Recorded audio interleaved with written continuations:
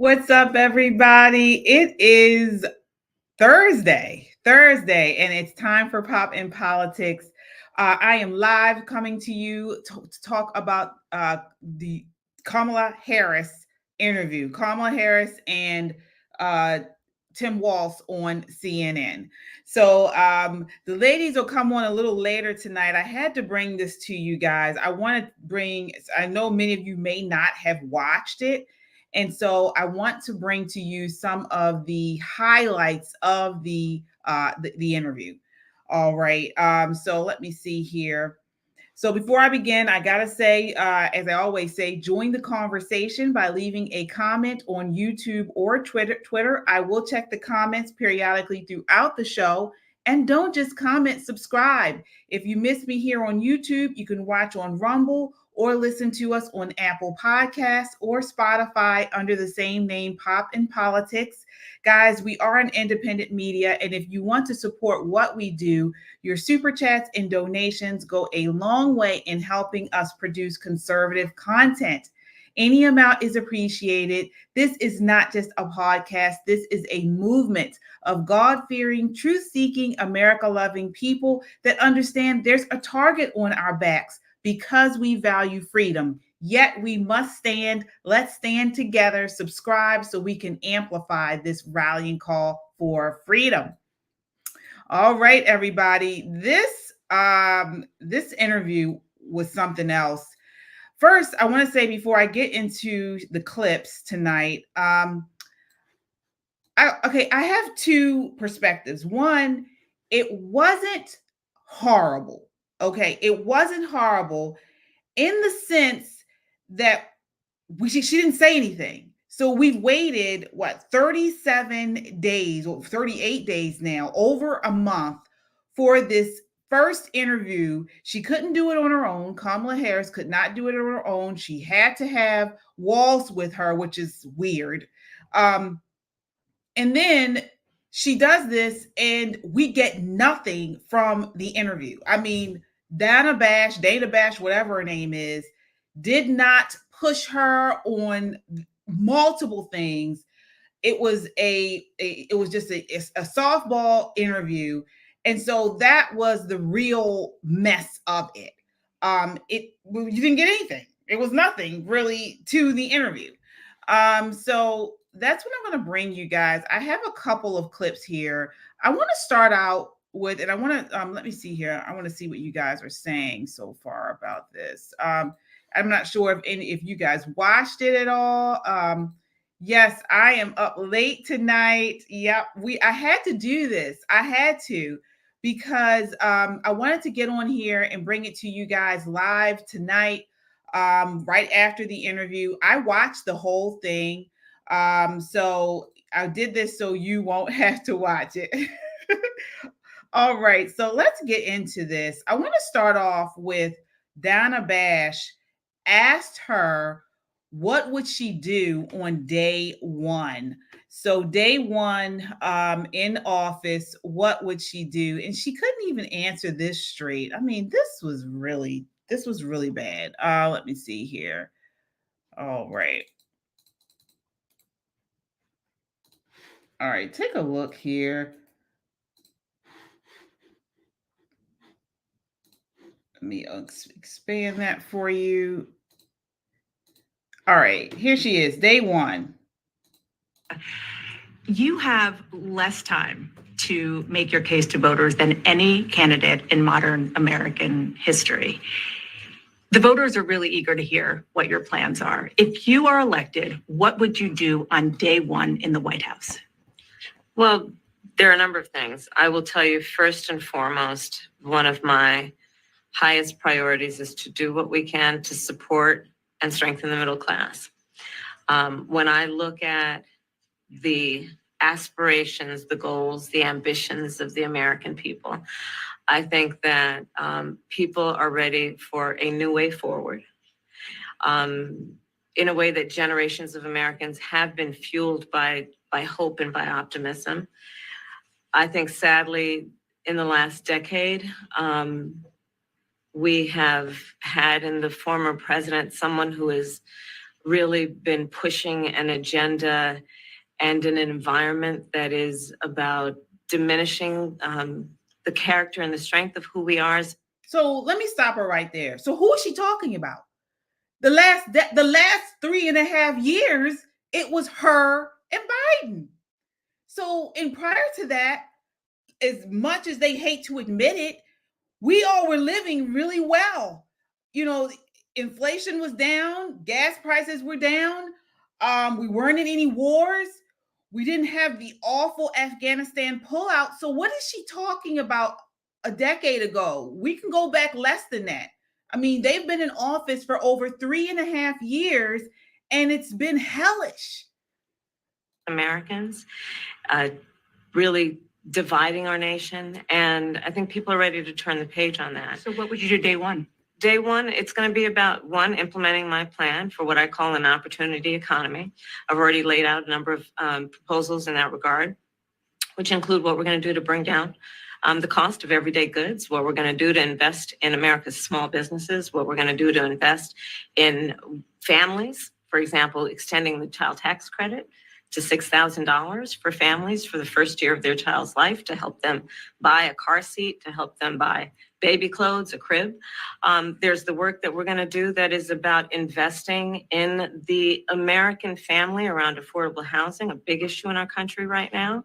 So there are a number of things on day one. What about you? Okay, so there you have it there. Again, not much substance, guys. I'm getting a lot of bread. I'm getting a lot of water. I'm getting a lot of little crumbs, and I'm not getting any meat. I mean, she's saying all this stuff, but where's the plan? Where's the substance? I don't hear any of that in anything that she said really all night. And it's such a shame that that this interviewer did not push her any more than she did. I mean, you know, you guys know who have been watching us for a while. We have been posting the comments from Kamala Harris over the last several years and how she's backtracked on so many issues, how she's flip-flopped. And this was a missed opportunity that this interviewer did not press her more on these things. One of those was fracking. Basically, throughout when she initially ran against Biden in the primary, in 2020 primary, she was all about banning fracking. Now she has recently said that she's not going to ban fracking. And she did talk about that in the interview tonight. Let me see here. And she wasn't pressed on it. Again, this was something, I mean, I don't believe she was pressed enough. Take a look here. 1 second. Let me get this up for you guys. Again, if you're just tuning in, I am bringing you all of the highlight moments of Kamala Harris's broad interview. I wanted to bring this to you guys. I watched the whole thing, and I'm bringing you all of the highlights. So here she is, where she's questioned about backtracking on her position on fracking. You supported the Green New Deal. And in 2019, you said, quote, "There is no question I'm in favor of banning fracking." Fracking, as you know, is a pretty big issue, particularly in your must-win state of Pennsylvania. Sure. Do you still want to ban fracking? No, and I made that clear on the debate stage in 2020, that I would not ban fracking. As vice president, I did not ban fracking. As president, I will not ban fracking. In 2019, I believe, at a town hall, you said you were asked, would you commit to implementing a federal ban on fracking on your first day in office? And you said, there's no question I'm in favor of banning fracking. So yes. So it changed in that campaign? In 2020, I made very clear where I stand. We are in 2024, and I've not changed that position, nor will I going forward. I kept my word, and I will keep my word. In a 2018 interview, you said, quote, "I don't support fracking at all. I never have." But earlier this month, you told an interviewer, quote, "I support fracking. I support the energy independence that we should have here in the United States." So, Mr. Fetterman, please explain your changing position. 60 seconds. I've always supported fracking. And I always believe This that is the John independence Fetterman, with our energy interview. is critical, and we can't be held, ransomly dependent money from produced. Just a second, Mr. Oz. I do want to clarify something. You're saying tonight. So they're talking there. This was a clip that I found showing how these people have flip-flopped on fracking. I want to bring you, but again, I want to see if I have her full statement there, because she said a little bit more on the fracking issue. Let me see. To here. ban fracking. No, and I made that clear on the debate stage in 2020 that I would not ban fracking. As vice president, I did not ban fracking. As president, I will not ban fracking.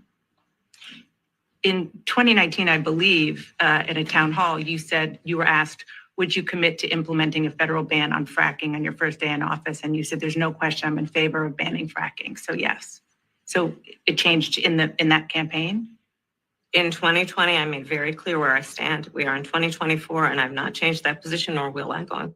So again, this was one thing Dana Bash sort of was able to ask her, press her on.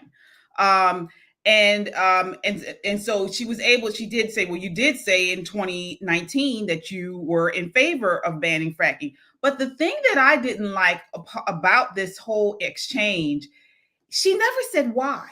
So what is it? I mean, you were very, very clear you were going to ban fracking. You felt like it was not environmentally friendly. You didn't really say you cared about all the jobs that would be lost if you did ban it, but you were gung-ho about it. And then the change, and now we don't get an answer why. So then it makes me say, well, is this really a change? You went into depth about why you were wanted to ban fracking, but there's no in-depth analysis on how did you change. That's like me coming out and saying, well, now I'm a Christian. I was a Muslim all this time, and now I've decided to be Christian. Well, why? I just decided to be Christian. I mean, it's weird. It doesn't make sense. And if it doesn't make sense, is it believable? I mean, guys, do you believe that she is going to, she doesn't believe she's going to ban fracking again? I mean, I'm looking at your comments here. I mean, it's very strange. It sounds like she's lying. It sounds like she's lying. So, I don't know. Let me see here. Yeah. I don't believe her at all. And I see your comments here. You guys are commenting. I'm trying to keep up with posting everything. Yeah, I don't believe her. I really don't. She said some other things that she backtracked on tonight. I want to bring that to you guys. Let me see here. All right. She also talked about the economy. Of course, she blamed Trump on the economy. Here she is. I have a clip here for that. All right, here she is. 1 second. Blaming Trump on the economy after they've been in office for the last 3 years. President for 3.5 years. Yeah. The steps that you're talking about now, why haven't you done them already? Well, first of all, we had to recover as an economy, and we have done that. I'm very proud of the work that we have done that has brought inflation down to less than 3%. President for 3.5 years. Yeah. The steps that you're talking about now, why haven't you done them already? Well, first of all, we had to recover as an economy, and we have done that. I'm very proud of the work that we have done that has brought inflation down to less than. Yeah, that's a good question. And this is the stuff that should have been really hammered throughout the night. She's making all of these statements, but they've been in office for 3.5 years, and we have not gotten any type of relief. I mean, it's just gotten worse and worse. So what is she talking about? We have America has had the slowest economic recovery in ages. Like, I think out of any Western industrialized nation, it's been slow. It's been very slow. And it didn't have to be this way. But their policies. One is that Inflation Act that they put forward, continuing to push more and more money out. And this is why we have this inflationary economy that we have right now. And they've done nothing to help it. So I want to bring you what she said about the border. This is really ridiculous. Take a look here. So you guys know we've been covering this all week, how Kamala Harris and Joe Biden, she's backtracked on the border immensely. Now, she had an ad out recently showing the wall, Donald Trump's wall, in her ad. Now she's saying she's going to support a border wall. She's taking all of Trump's policy plans and everything. And here's what she said in this interview about the wall. Let me see here. Actually, about immigration. All right. One moment.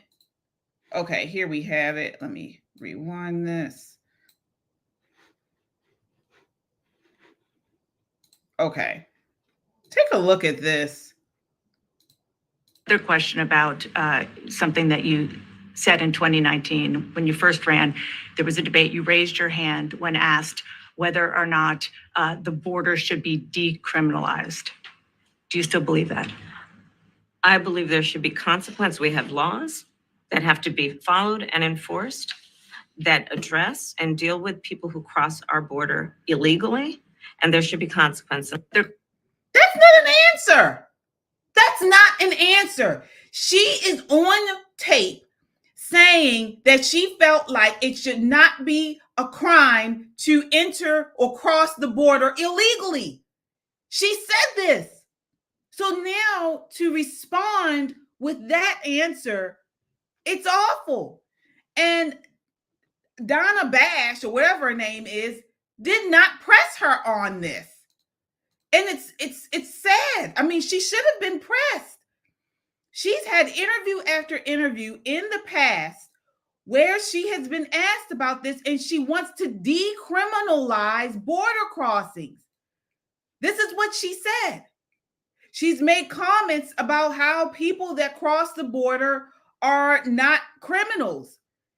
Why doesn't she ask the people in Aurora, Colorado, which we spoke about yesterday on this show? If you didn't see it, definitely go back and watch last night's live, where they have Venezuelan gangs have taken over an apartment complex, and they are terrorizing the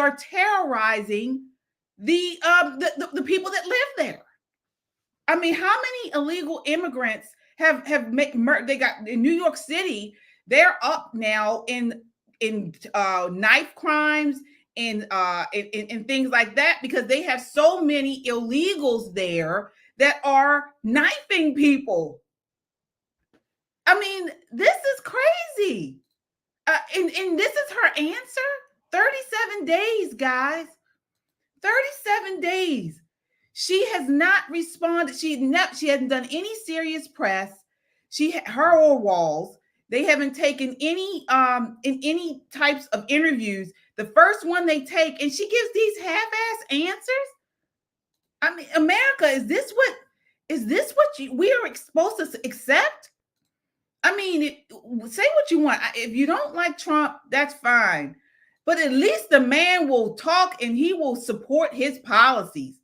You know, you ask him a question, you're going to get an answer, and you're going to get multiple answers. This woman hasn't done this at all. I do want to acknowledge our super chatter tonight, JT Brown. Thank you so much. It says Kamala in a softball interview, and she's still a hot mess. People vote for her, and they deserve what they get. I'm with you there. JT. I don't see it, guys. I don't see it. I don't get it. I don't see where I don't get it. Now let's go to the part about Biden. So she was asked about Biden bowing out of the race and how he told her that he was dropping out. So I think that is what this clip is on. Let me take a look here. All right, let me see here.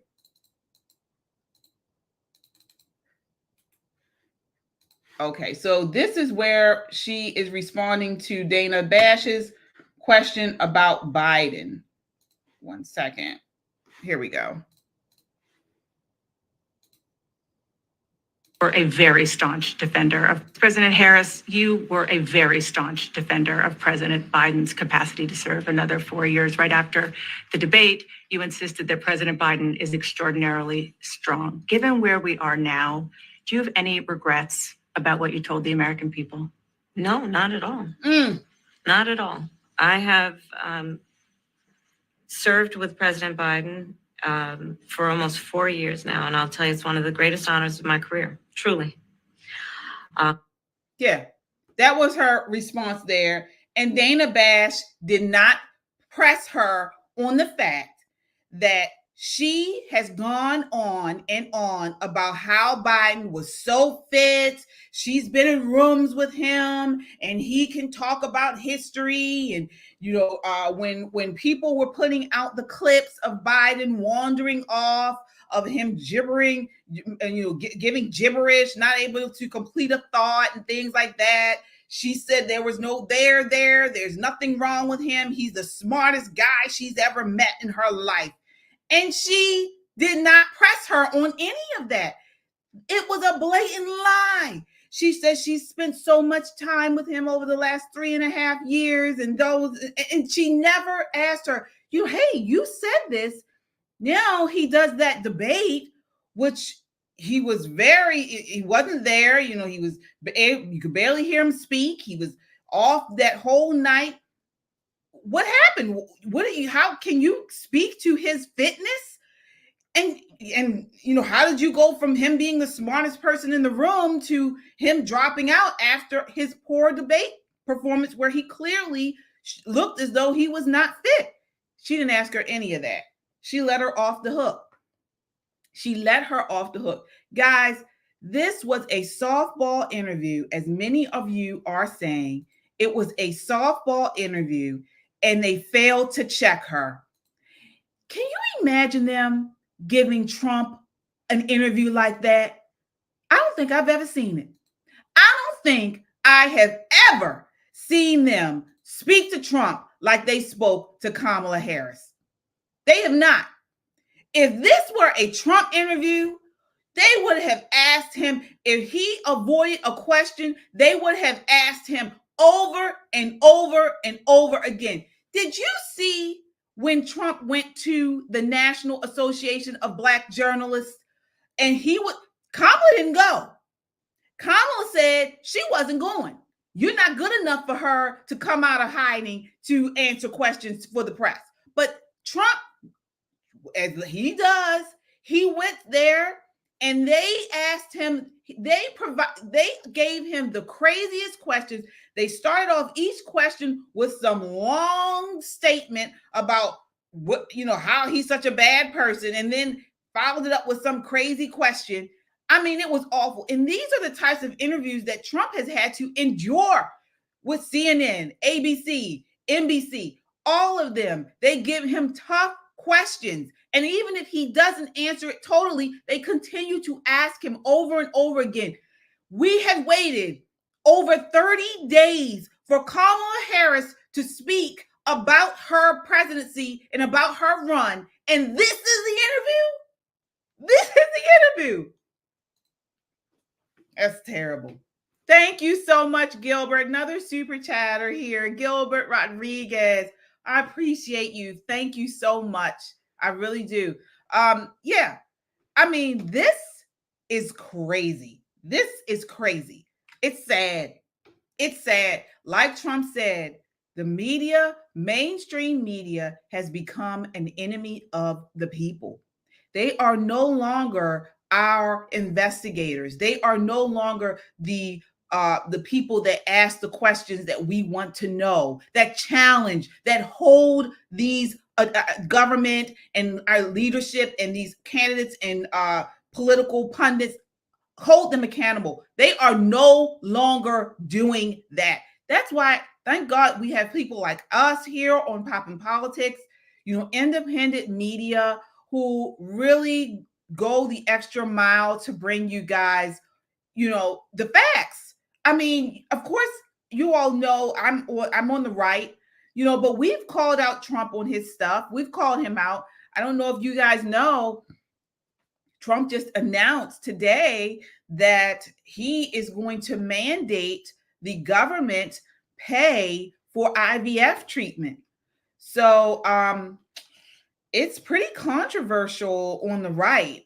Thank you so much, David. Super chatter here. Thank you. I really appreciate that. Thank you so much for your super chat. Yeah. Trump just came out and said that part of his plan will be to mandate and have, I don't know if they're going to pay fully or if there's going to be some type of government partial payment, but he has said that now they are going to pay for IVF treatment. That is controversial on the right. I don't actually know how I feel about it. I like how I understand where he's coming from. I mean, at least we are on the right trying to push forward. We want Americans to have more children. We encourage life. That's why many of us on the right are pro-life. But then there's the, with IVF, there is a part of it where you have a certain amount of fetuses that they use in IVF, and the ones you don't use, I believe, are discarded. And so that is why it's such an issue for pro-lifers. So that's what he came out with today. And we on the right are kind of critical of things like that.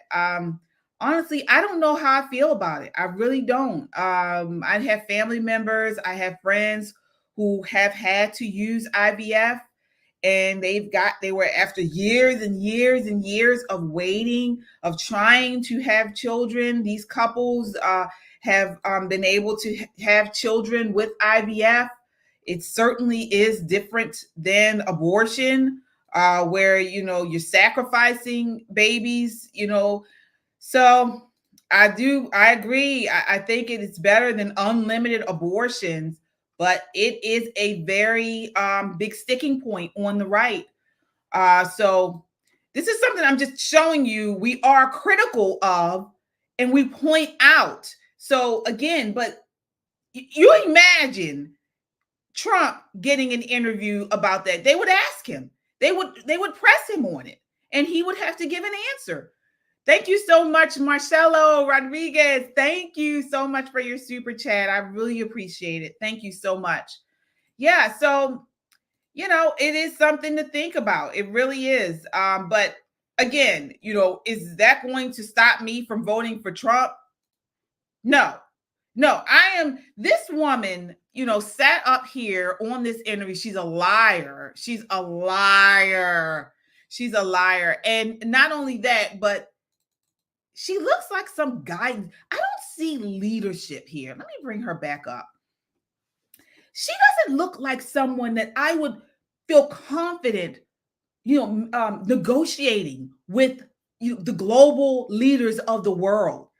She and Walz sat in this interview, and she looks like a high school guidance counselor. I wouldn't even give her principal. She looks like a high school guidance counselor. And he looks like, you go to a parent-teacher conference and you meet with the guidance counselor and the PE coach, the PE teacher. That's what they look like.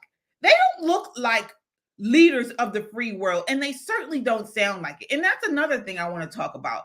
The idea of Walz being there. Again, this was the first interview that she has done since Biden dropped out and she was installed. She couldn't do it alone. She had to bring Walz with her, and he was sitting there like some puppet, some ventriloquist dummy. He didn't really say much, nothing of substance. They asked him about the ridicule over his son, who was crying at the DNC, and the pushback, the nastiness that was given to him about his son on that, and I don't, I don't agree with that. I don't think that was right. And it wasn't a whole lot of people who commented on his son, but there were some. But that was pretty good. It was nothing of substance. She asked him a little bit about the whole stolen valor thing. She didn't press it enough. He never gave a full answer. She asked him about the lies that he made about IVF. So he initially claimed for many years that he and his wife used IVF to have their children. It turned out to be a lie. And he was, quoting that on the campaign trail recently at rallies and things. It was a lie. So he basically said, he choked it up to a misinformation. He actually framed it the incorrect way. It wasn't IVF, it was something else. But again, when you couple that with the stolen valor, it kind of starts to think, okay, one time you make a mistake on something, but now twice on these two major things, you're a liar. You're a liar. So, and she didn't push him on it. The interviewer did not press him on it at all. Oh, Love USA, another super chatter here. Thank you so much. Says Trump promised in the town hall right before that cringe phony interview with Kamala Harris that he will mandate all insurance companies to cover IVF if he is elected. Yes, he did. He did say that. So I did mention that. He did say it. Angela, thank you so much. Says, how do you know when Kamala is lying? Her lips are moving. I know. It's terrible. It is terrible. I really hope people are not falling for this. I truly hope this is the case. Because if people are falling for this, we're in trouble. We are in trouble. Here we are. I want to bring this. Here's another interview part to it. 1 second. She now you guys know I was really thinking, or I thought she would go off script a lot more in this, as far as all her burden upon the weird word salad that she generally gives in interviews. She didn't do that a lot. She didn't do that very much. She did it once, and here it is for you. You tell me what you think.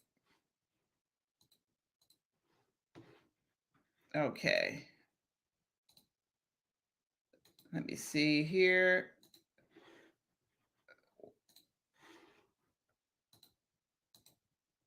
Oh, 1 second. Let me go back out on this and try to. Okay, here we are. I want to get your thoughts on what she says here. Here we go. Hopefully this will work. The crisis is real. That the climate crisis is real, that it is an urgent matter to which we should apply metrics that include holding ourselves to deadlines around time. We did that with the Inflation Reduction Act. We have that the climate crisis. So that's weird. Hold ourselves to deadlines surrounding time. What is that? Real. Here it is again. That it is an urgent matter to which we should apply metrics that include holding ourselves to deadlines around time. We did that with the Inflation Reduction Act. Again, you see, a guidance counselor. This is how guidance counselors speak. They do that kind of fluffy, kind of new age talk. She doesn't look like a president.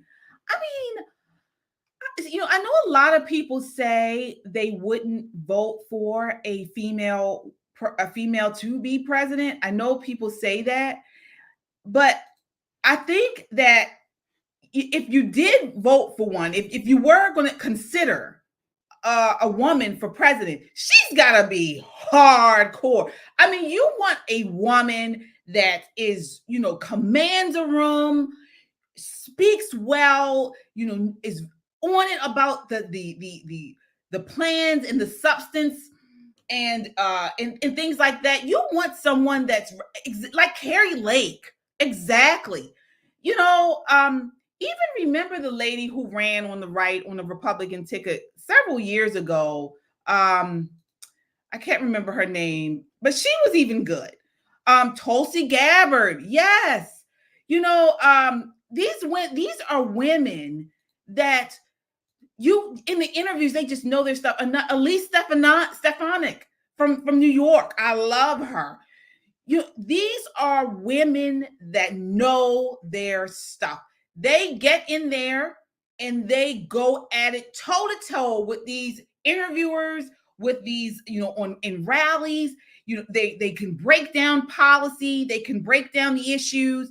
These are the women you would want for the first female president, not this guidance counselor as she sits next to the PE coach. I mean, really? This is what we have? This is the best America has? But this is what we do when we have DEI hires. I hate to say it. This is a DEI hire. Back in the day, if you were female, you were really good. Female officers in the Army, anything like that, where any male-dominated area, if there was a female who got through, she was sharp. Now we got Kamala Harris. Thank you so much, LAPD SWAT. Says it's 3 a.m. Missiles inbound. Can she answer the call? Oh, she probably had a long binger the night before. I mean, that's something people talk about. She's got a drinking problem. People think she has a drinking problem. So no. And would we want her to answer the call? I don't know that I'd want her to answer the call. Honestly, I really wouldn't. No telling what we get. I really hope American people are smarter than this and are not falling for this. And I really hope Trump slams her in this debate. He has to really slam her in this debate on September 18th.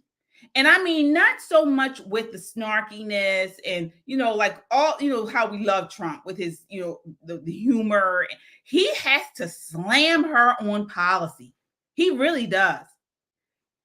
We have another super chatter here. Oh my gosh. Thank you so much. Asutash. I hope I pronounced your name correctly. Her name is Kamala Devi Harris. Devi means goddess in India.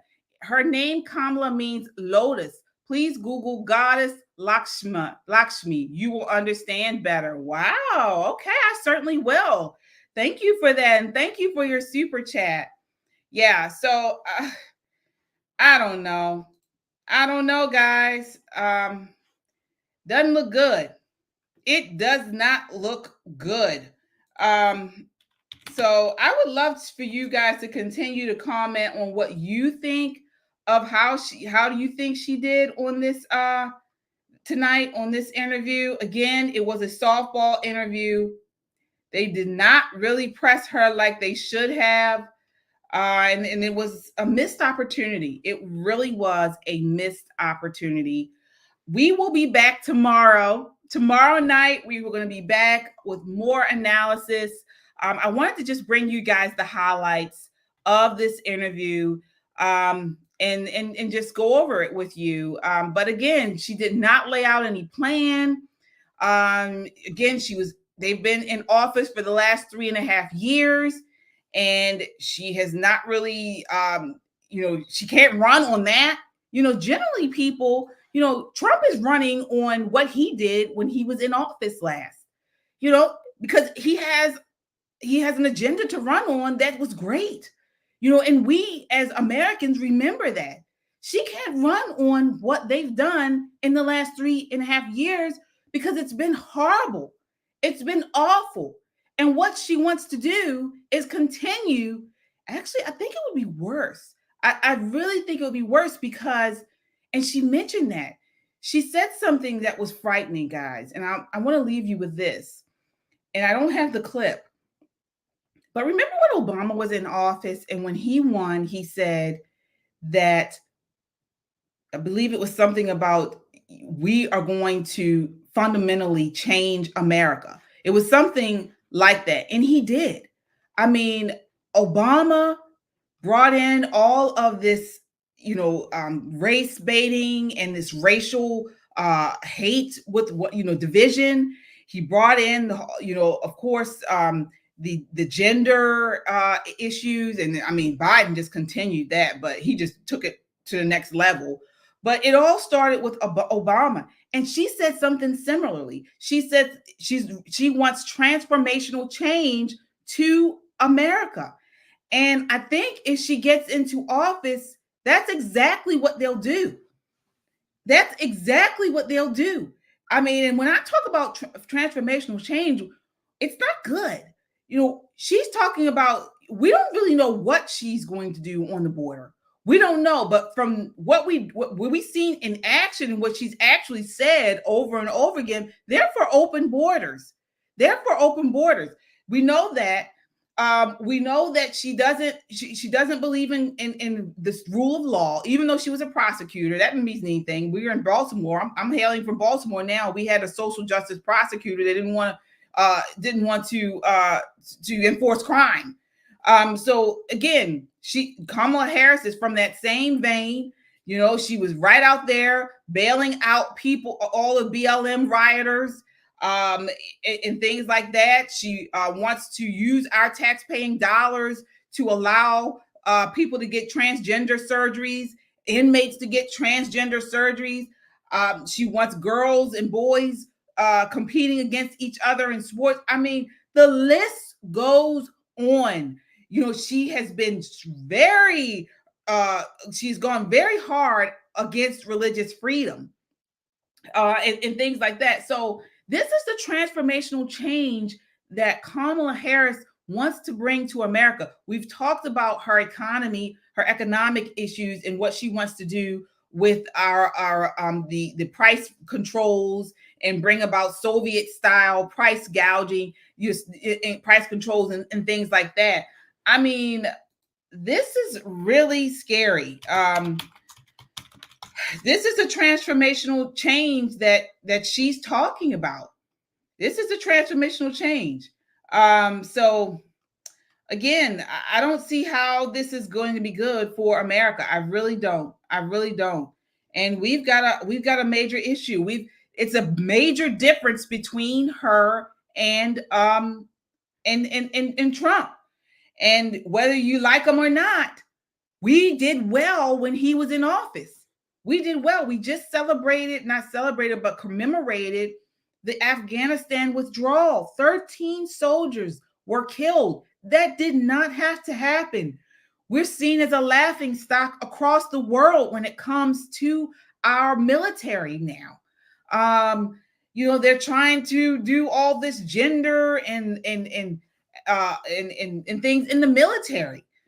It's sick. It's crazy. And this is the kind of transformational change they're trying to bring about. I don't want it. And this is a Black woman talking. So no, not for me. But again, we will see what happens. Guys, thank you guys so much for tuning in with me this late night live. The ladies will be back with me tomorrow for more. Thank you so much for tuning in. Until next time, count your blessings and live a life of purpose. Good night.